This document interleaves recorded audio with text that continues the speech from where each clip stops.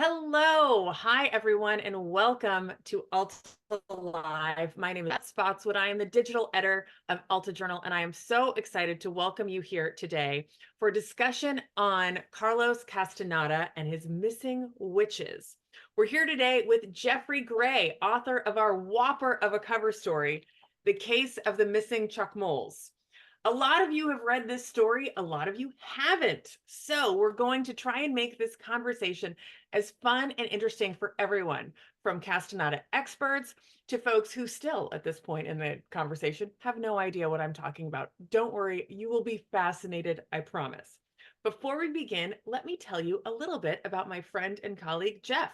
Geoffrey Gray is a longtime investigative reporter and the New York Times bestselling author of Skyjack, The Hunt for D.B. Cooper. It's a book I have actually in this stack right over here. Jeff started his writing career covering boxing for the New York Times and later specialized in unsolved crime, travel, food writing, and more as a contributing editor at New York Magazine.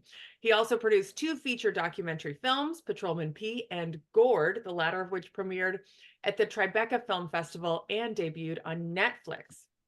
For his extraordinary 22,000 word cover story in Alta, Jeff took a deep dive into author and cult leader Carlos Castaneda's missing inner circle, 6 women who disappeared after the guru's death.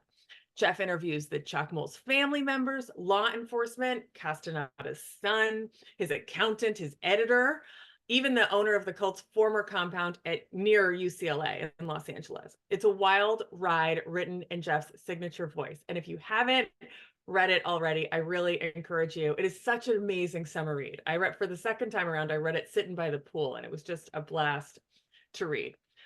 Before we dive in for our convo with Jeff, some brief housekeeping. Alta Live is the digital interview series we do here at Alta Journal.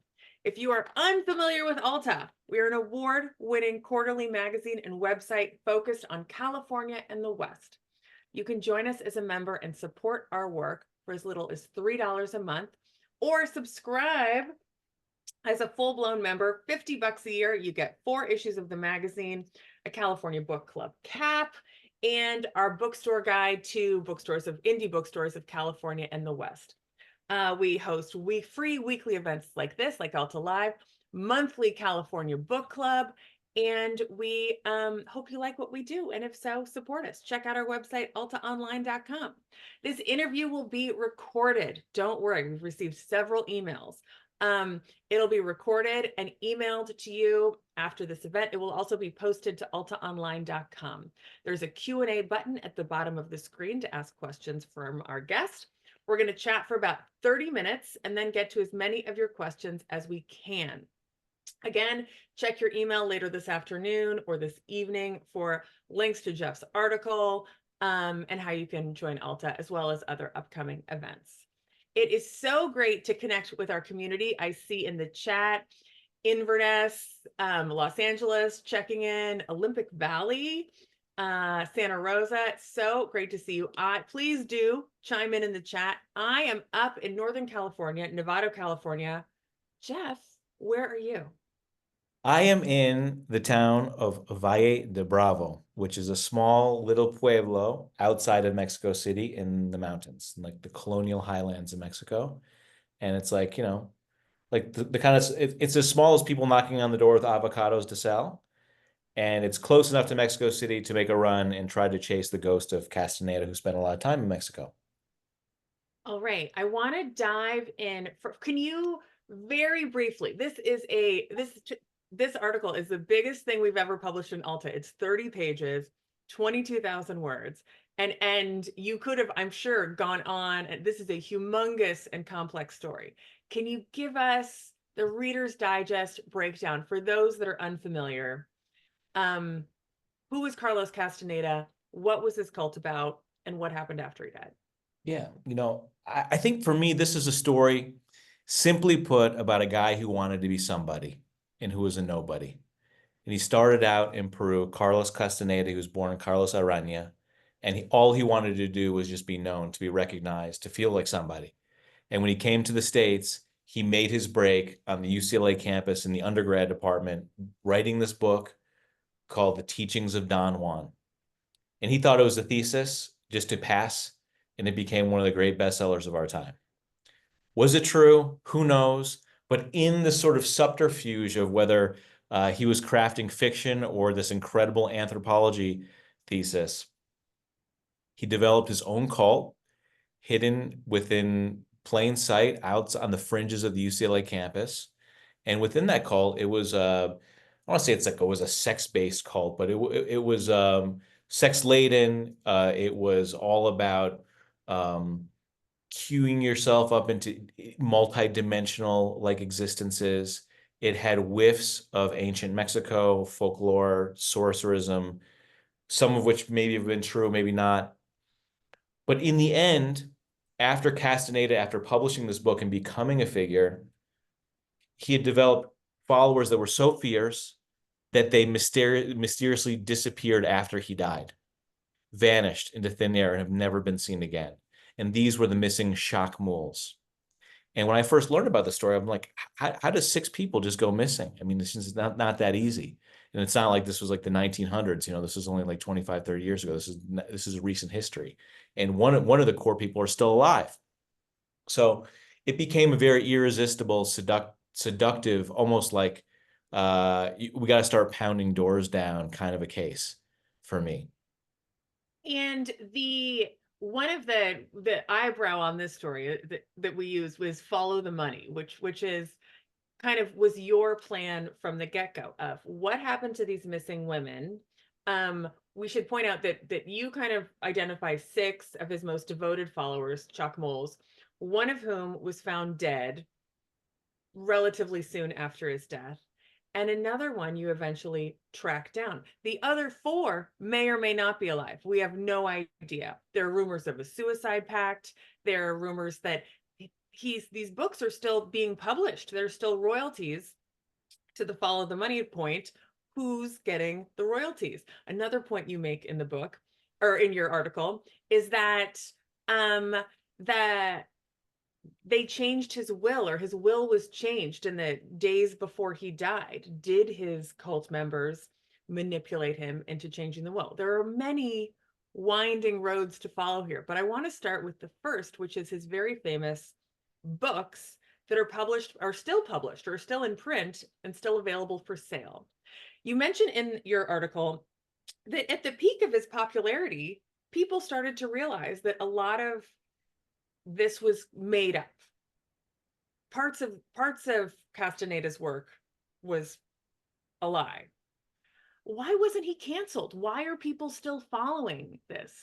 I mean, the most amazing moment for Castaneda, the writer, right? And imagine this. He's like, he comes from Peru. English is not his first language. And he's able to get an agent. He's able to get published by not just any publishing house, Simon & Schuster. Okay. This is like, one of the top, if not the top publisher on the planet. He's published. He's so famous that people just start to imitate him and claim to be him. He's like walking around LA from going from like a broke, unknown undergraduate student to a famous person.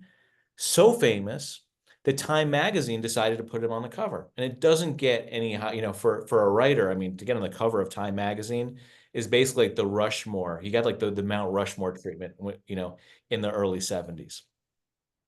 But the Time magazine writer started asking questions about his life back in Peru, and they found out that he was a fantastic liar, a great fabricator, a good time guy. He actually would hang around in racetracks, like horse racetracks, which to me just blew my mind, that he was able to kind of spin and reinvent himself in such a prolific way. But even so, despite all the questions, his editor at Simon Schuster and his publishing team stayed behind him. They never put a disclaimer on the books. He was never canceled. There were books written about his books that disproved pretty much everything that he did. And, it just, I think that a couple things. Number one, in the early 1970s, I think the cancel culture was not what it was today. And I think that you could just kind of squeak it by. I think that in academic circles, the UCLA anthropology department was truly embarrassed because there were doubts about the manuscript from the moment that it was long before it was published. There was doubts, and they went with it.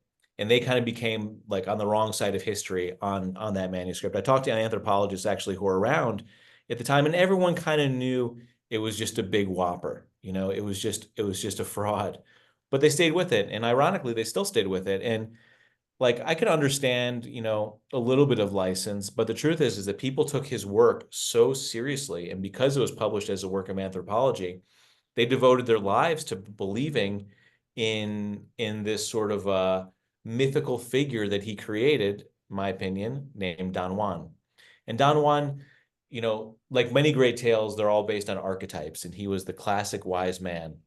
And it's an irresistible person to want to believe in, this guy who can shapeshift into dimensions and allow you to become a crow or a raven and fly and do the thing that we all kind of maybe secretly want, which is avoid death, and live on forever. That he was giving his cult followers not only something to believe in, but something truly an escape hatch to mortality.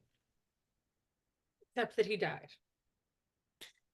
Yeah, except for that small little detail that he kind of couldn't find the escape hatch and couldn't find the door, and just died of cancer and a mortal death, leaving the whole story to crumble. It's interesting. You point out in the article, and there's so many kind of components of this, like, just the cults in general, the kind of you take a look at like what happens with cults, and when the main leader dies, leaves, is debunked, etc. Despite there being several, I know Castaneda had a younger gentleman that he was grooming to be his replacement. It all kind of falls apart when the leader. I want to talk a little bit about the cult. Can you tell us about the compound, and specifically about the 6 witches or Chacmools that surrounded Castaneda? Yeah, so this building is on a street of all things called Pandora Avenue, right? Which is like, and I remember I drove there and I just parked and I'm like, oh my God, like, here we go again. I'm gonna, be knocking on doors and trying to sneak into this house. And it sits behind this massive hedge of trees. And I must have walked around it like, for a good half an hour before I started to like really start knocking on the door and doing my thing. And just the fact that it's so hidden in plain sight really allows you to kind of see how, let's say it was creepy, but it was kind of creepy because I knew, what had happened inside. And the house, the thing I noticed most about it is walking in the back. Kind of, I pulled myself up on the driveway. Like I didn't totally want to break the law and trespass, but I did hoist myself up to get as big a peek as I could on what was on the inside. And I saw this lemon tree. And it's like this brilliant, beautiful, blooming lemon tree, which is where Castaneda, who is an avid gardener, would take, his pupils and sort of, teach them about the ways underneath the lemon tree. And it just so happened that his pupils were like young college girls, and he was in his 50s and 60s as the movie goes. And in order to join the cult, part of the initiation was having sex with him, and unprotected sex with him, because he claimed that he was this Nagual, the shaman, and all the and then after that, you could tell, or really, I mean, this is not a secret, that he would manipulate all the other women against each other. Right. And that was really the creating this vicious, grotesque, sad, almost, I want to say, like psychologically violent social dynamic among the cult. In most of the cult members, the Chacmools, these witches, his students, his disciples, also were coming from a trauma. A lot of them had lost loved ones. They'd lost their sisters or their parents, and so they're all kind of hurting in a certain way. And he appeared, as many cult leaders are, very adept at sort of capturing their attention, their hearts, and he took more than that. He actually took their identities. And part of joining the cult meant that you had to give away your name, you had to adopt a different name, and you had to write your parents that you were disowning them and you were never going to speak them again, and you're all the other members of your family. And then you had to take all your photos and give them to him, and all your family relics, and totally erase yourself from the planet. And he claimed that the reason why you needed to do this was become a totally selfless person, without any connections to the mortal world. But it was also a form of just straight up manipulation. What were your goals? So, and let's just be clear that there were many members of this cult. There were many Castaneda followers. The 6 women that you focus on in your article are kind of his inner circle. There's some debate as to, is it 6? Is it how, who's who? But there's 6 women who were particularly close to him in his inner circle. Can you tell us what were your goals in terms of investigating Castaneda and what happened? What were you trying to discover in this piece specifically? The Castaneda world was larger than the compound. The compound was just the nucleus. It was thousands of people around the world. And they would all pay, as many of $1,000 or more to attend workshops multiple times a year. In addition to a cult, it was a business. And inside the compound is where the engines of the business were running. And the core witches or Chacmools were also key components to the business. And they were they helped organize and give the workshops. And the money is part of it. The fact that there's money flow and there's money stream is yet another part of the mystery. And my goal specifically was just to find the missing women. That was the goal. And we knew that one was dead. Yes. So, that's one of the things that makes this story so challenging is that they're mysteries on mysteries. It's like, yes, there's 4 missing women, but one of them was found in Death Valley, just bones surrounded by shreds of a pink jogging suit years later.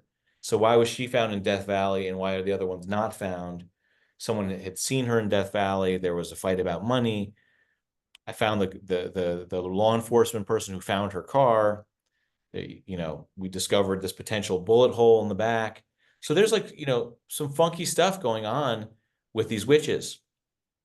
And the most tantalizing thing and the most is that the case is still live. They're one of the core people is still involved, is still alive, was the last to speak to them all. And she has been silent for years and years and years. But I think that she holds the key to the whole thing. And you were at her doorstep trying to talk her into talking to you. Yeah, it did not go well. Did not go well. But what was it like? That said, it did not go the first time, but Carol Teags, if you're listening to this message, definitely feel free to reach out and we can do a follow-up, and write to us, because I think that there's a way to tell the story in an honest way. Well, it's interesting because you really spent a year on this. I mean, this is a long process of trying to find out what happened to these 6 women. There are some things that you knew. Initially, they went missing. One was found dead. You had a ballpark, kind of a Pasadena address for another one. The other 4 have gone to the 4 corners of the wind. Who knows where they are? And that continues.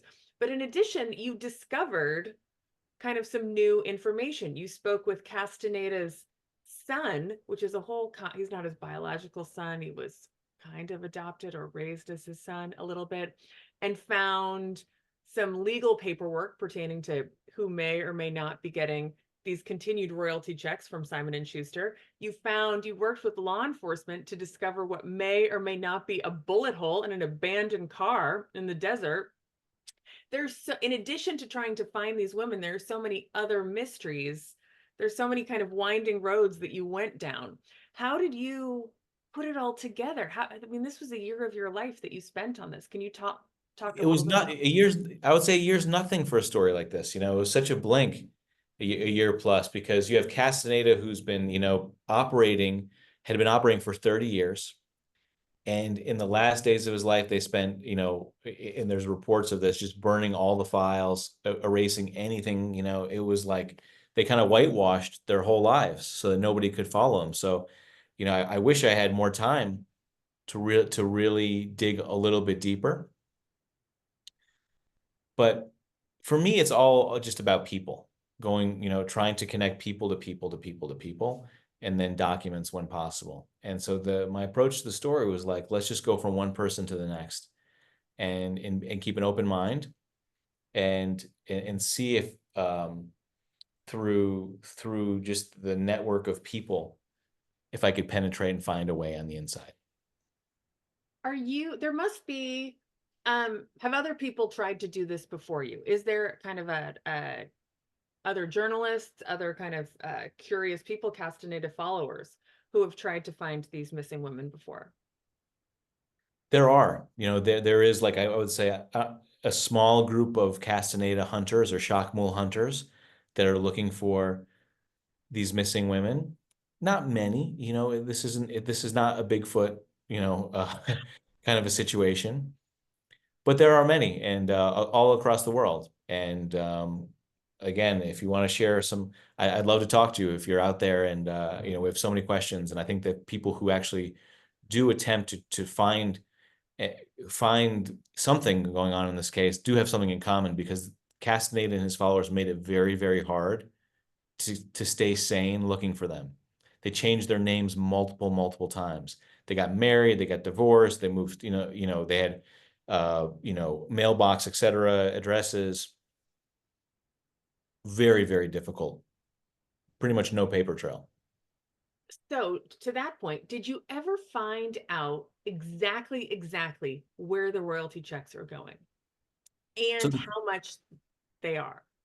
Sure. So to date, Castaneda is still in print, and he sells through. I mean, his books are found all across the world in multiple different languages, from Simon Schuster, HarperCollins, and ironically, the last book that he was going to self-publish, The Active Side of Infinity. But there is royalty flow, and from what I can tell, the publishers didn't quite open up their books to me, but from what I can tell, and based on the controversial will involved in the case, is that the royalty checks go to his estate, and the estate is run by, for the most part, a lawyer and Carol Teags, and the other the other beneficiaries of that estate. There's also a guy named Tracy Renard, aka, don't get me started on it, but it goes to the estate, and the estate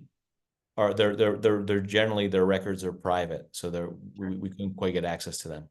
But we don't know if it's $100 or $10,000. That you have no idea in terms of how much money we're talking about, because his estate at the time of his death, his estate was valued at kind of shockingly low $1 million, which you argue can't possibly be. Yeah, and another puzzler in this one, where's really the money also too? Is it he allegedly had all these different houses and money that was potentially not reported. But at the time, they reported the royalty checks to be, several $100,000 a year. But is that accurate? Is it not? What's happening? And very, very difficult.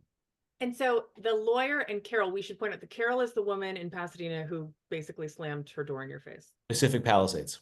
Excuse me, Pacific Palisades. I did look for them in Pasadena, by the way, because I thought that I had I mean, this is the thing with some of these cases, or these hunts, is that I thought I had cracked the code, and that they were all living together in this house next to one of the others, and it was a weird afternoon looking in Pasadena for them. But I thought through a real estate database I had connected one of their names with someone else, and it was this house on the hill. I just remember looking up at the back of this house on the hill, and I thought, oh my God, they've just been here the whole time, and couldn't prove that. There are so many of these roads that you went down that end not really just at dead ends, but like an additional mystery, like another branch of this mystery. And you kind of had to put a pause in, is this a bullet hole or not, in the car abandoned in the desert? I've got to go to Mexico and see if I can find the place where they've secretly been meeting maybe every year on the anniversary of something in Mexico. That didn't work. I'm going to go to this next. How do you decide as an investigative reporter when to call it an investigation, when to say, all right, I've gone as far as I can go? Or have you even done that? Are you still investigating? I'm definitely still interested in this case. And I think that there are, unlike many others where truly, the coffee's old and cold, as they say, you know, this is a story that there is an answer and people are out there that know. And I think that it's a story that deserves to be told in the right way. And again, please reach out to us. We'd love to hear what you have to say. We're open. But for the story element of the investigation, for me, there is an end. And at some point, one ceases to become curious about the motivation of the people involved. It's like, characters are all driven by a certain motivation. What do they want? What are they after? And in this story, there was something truly, at the end, I felt something kind of, there's something sort of sincere about the desire to kind of live forever, or the desire to sort of connect with these spirits. And after trying it myself, my curiosity about that sort of ended in a way. And I felt that it was over for me. Interesting. Lonnie, I will get to we're going to end with Lonnie's question because that is my last question also. CC asks, a quick Google search yields posts by Jack Kornfield and Deepak Chopra, among others, touting Castaneda's teachings in recent posts. What's in it for them at this point, especially because he's so debunked? I mean, he's kind of part of the zeitgeist of the New Age movement. And I'm not really sure. I don't know. I don't even know if Deepak Chopra has truly, I don't know if people have really turned over the Castaneda, like really looked behind in the closet and under the bed with Castaneda. Not a lot of people know that he ran a cult and weird stuff happened. Yeah, I mean, sex stuff. He cut all their hair. He personally cut their hair. They had these boyish haircuts. The business that they started that you mentioned being on the Pandora's road or street, run out of there. What's it, Clearwater? Pandora Avenue? Oh, Clear Green. Yeah. Clear Green. Is still in business. Who's running that? Yeah. So some of his disciples, the younger ones when he died, are running that Clear Green. And there's a Clear Green in Mexico. There's a Clear Green in LA. They do workshops around the world. You can get on their mailing list. They're teaching the teachings of Castaneda, which are, an amalgam of different things. And I think that those who follow are still searching. And that's a business that never gets old. People are always wanting something out there in life and feeling that the current world, perhaps maybe even now more than ever, just doesn't have anything for them. Anthea just wants us to clarify who is in Pacific Palisades. Can you break down these six? And David in the chat is kind of getting into there were only 3 that were considered Chacmools. Can you just clarify the 6 women that we refer to, at least in the articles, that we at Alta have decided to consider kind of a 6 closest confidants in his circle? Sure. In the story, the women that we spent the most time looking for, okay, are trying to learn more about. Chacmools, I don't know if there was an official ceremony where some were, some weren't. It was a general term, from what I understand, to define the guardians of Castaneda. And a Chacmool is an ancient Mesoamerican statue, generally found outside of temples from Mexico on down to South America. So it's Castaneda didn't come up with that, that's for sure. But Patricia Partridge, she was found in the desert. And whether or not she had committed suicide, or she had been killed, or she died from exhaustion, she was called the Blue Scout and was Castaneda's adopted daughter. There's also the head of Clear Green, which is Kathleen Pullman, aka Carol Teags, who is still alive and lives in Pacific Palisades. Didn't quite invite me to tea as I had hoped, but I'm still available, and I don't take anything personally. There was also Florinda Donnergrau, who met Castaneda at UCLA, and also an author and anthropologist. Taisha Abelar. Then there was also there's so many. Then there was was it Talia Bay from Puerto Rico, and then there was D. Alvers from Iowa, aka Kylie Lundgren, and those were the six. Got it. I hope, Anthea, I hope that that answers your question.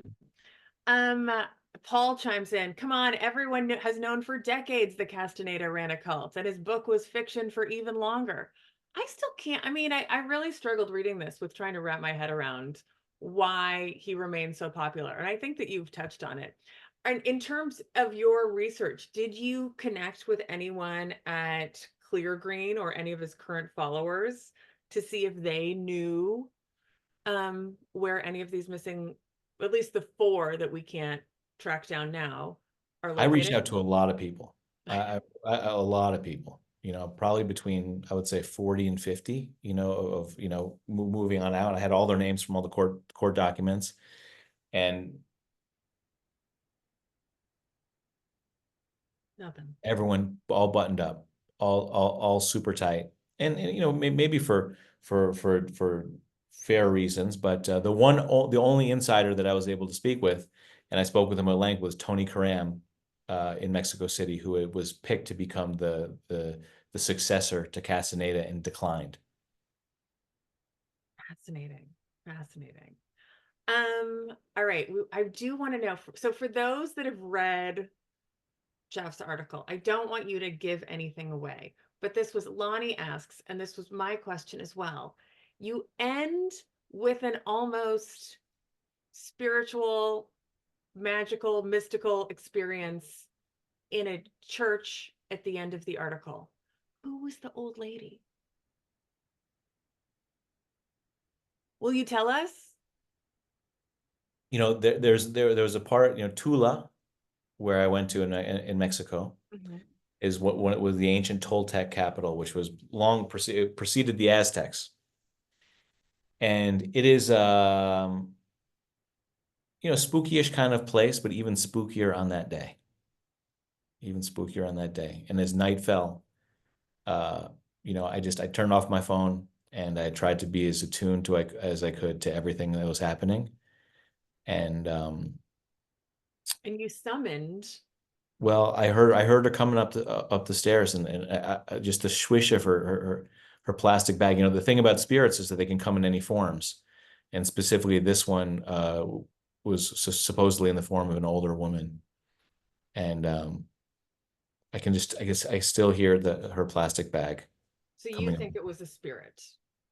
Can't say. Certain things I got to keep to myself. No? Okay, fair enough. I don't want to.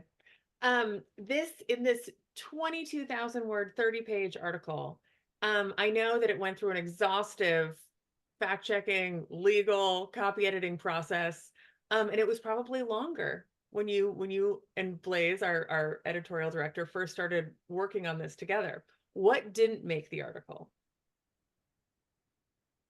A lot of things didn't make the article. I had probably over 2,000 documents that I had gotten from different core archives and files that had a lot of good stuff in there that really talked about Castaneda's relationship with his adopted son, kind of, and a lot of different strange purchases and financial stuff and stuff that I thought was actually fascinating.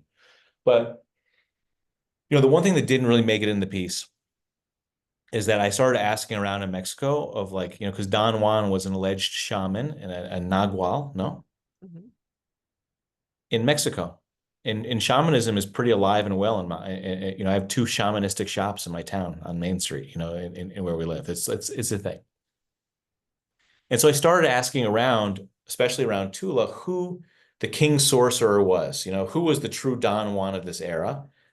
And if I could find that Don Juan, like the real Don Juan, who people really go to, then maybe he would know something about Castaneda and the other Don Juan, and I could sort of get, a good read on whether or not it was all true or it was all hooey.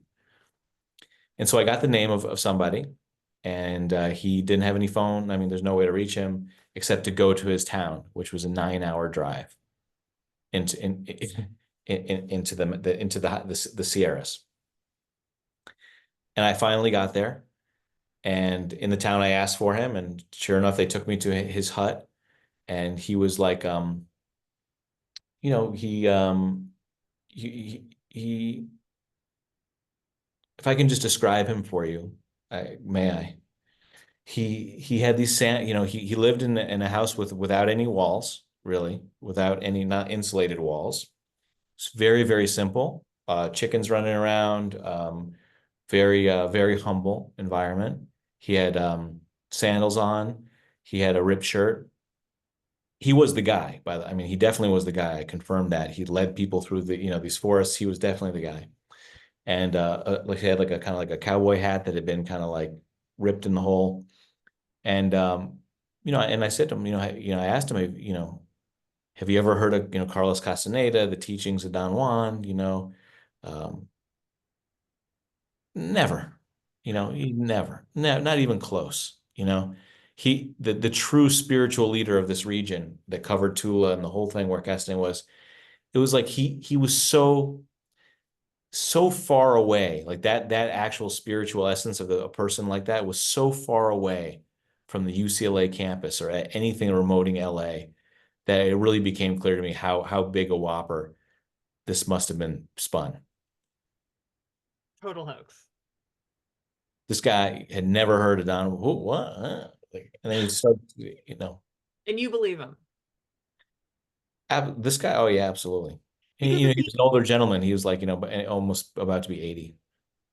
I mean, in reading this, we were talking before we went live that I got to the end and I'm like, what is real and what isn't? It's so different. There's so many different names that each person had. There's so much lore and sorcery and magic in this. It's difficult to get the tangible and the intangible and kind of separate them and figure out what is authentic. But it is a fascinating tale. We have gone over time. I want to ask one more question, kind of an obvious one that I didn't think of and that several people in the chat have asked. Are you going to write a book about this, or will there be a documentary? This is ripe for Hollywood. We'll see. We've actually gotten some interest from some people, which is great. I think there's still like some great reporting to be done to truly figure out what happened. So I think that it's to be determined. It's a story that I feel like speaks to the timeless questions of what the world is really about, what happens when people go missing, and what is really true. Because at the end, it's like, well, what if you truly believe it, is it true or not? I think you're going to get a knock at your door at like 3 o'clock in the morning from one of these, someone with the next winding road for you to follow. I don't think you're going to be able to write this one out. I'm here. I'm ready. Jeff, thank you so much for tuning in from Mexico City or nearby Mexico City. And this incredible cover story. Can I say one thing, Beth, real quick? And yes. But to everyone who's watching, thank you so much for coming, and truly understand that what Alta does is amazing and rare in the world. The fact that they'd support and publish a 22,000-word piece in today's day and time is like, we all need to give a round of applause to everybody to support this kind of storytelling and journalism. It's awesome, and I thank you guys all for making it happen. Thanks, Jeff. That's really nice. And yeah, we're very proud of this piece and of featuring it so prominently. And we have put a lot of we're doing our best to get this out there and make sure as many people as possible see it. So thank you, Jeff, for continuing to support us in your incredible work. Thank you all for showing up and coming today. We are delighted to welcome you. Please stay tuned. Follow Jeff. He popped his email, jeff@trueinc.com. What is it? Jeff, you really put your real email in the chat if people want to reach out to you, but you just— I'm here. Jeff@true.inc. If you've got a scoop for him. Join us next week. We're going to talk about, we have a writer who's kind of ruminating on having to move back to the Bay Area to care for her aging parents, something we can all relate to. And with Jeff, by the way, shout out to your mom who came, and my Uncle Ted who came. So to both of them for coming today. Join us for that. Stay tuned for an email later this evening with details, a recording of this, and anything else you might want to know about Alta. Jeff, stay well, and my best to you. Thanks. You too. Great. Thank you again, Beth. Ciao, everybody. Bye.